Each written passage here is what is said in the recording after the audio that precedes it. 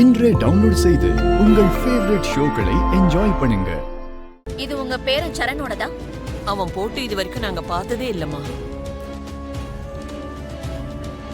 பாத்திருக்குன்னு சொல்லுமா.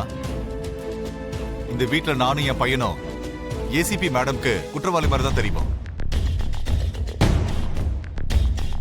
இங்க பாருங்க கிருஷ்ண பிரசாத், நீங்களும் உங்க 2 பசங்களும் தான் என் சஸ்பெக்ட்ஸ். விசாரிக்க வேண்டியது என்னுடைய கடமை. அதே மரியாதையோட நீங்க பதில் கொடுத்தா உங்களுக்கு நல்லது. சொல்லுங்க, இது உங்க பையன் சரண் போட்டு நீங்க பார்த்ததில்ல? இல்ல. உங்க பையன் சரண் எங்க? வீட்ல இல்ல, அவன் வெளியே எங்கேயோ போயிருக்கான். வெளியே போயிருக்காரா இல்ல எங்க கிட்ட இருந்து தப்பிக்கிறதுக்காக சுத்திக்கிட்டு இருக்காரா?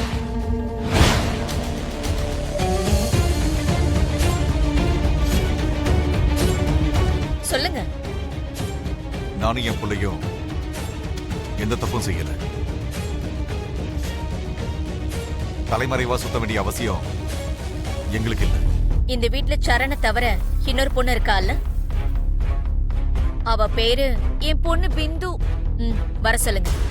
பிந்து, பிந்து இங்க வாமா.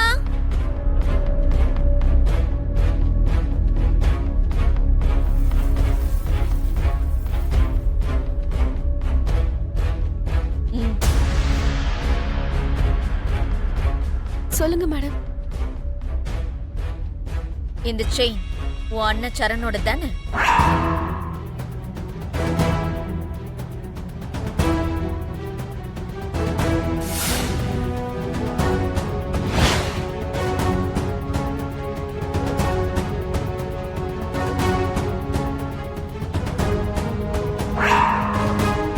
என்னடா தேடுற?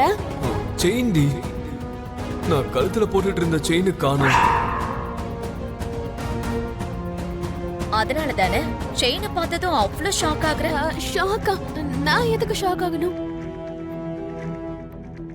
இது ஏன் அண்ணாவோடது தானே நீங்களே வலுக்கட்டாயமா ஒத்துக்க வைக்கிற மாதிரி இருக்கு. அப்படின்னா இந்த செயின் உன் அண்ணன் சரணோடது இல்லைங்கிற? இல்ல மேடம், அவன் இல்ல. ஓகே, நீங்க இல்லைன்னு சொன்னா ஆமான்னு கட்டாயப்படுத்தி ஒத்துக்க வைக்க முடியாதுல்ல?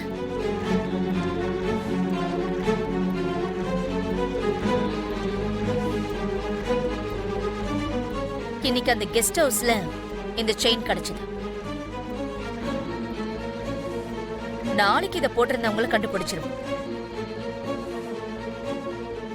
அபூர்வா மேடம், கண்டிப்பா நாங்க கொலையாளியை கண்டுபிடிச்சிருவோம்.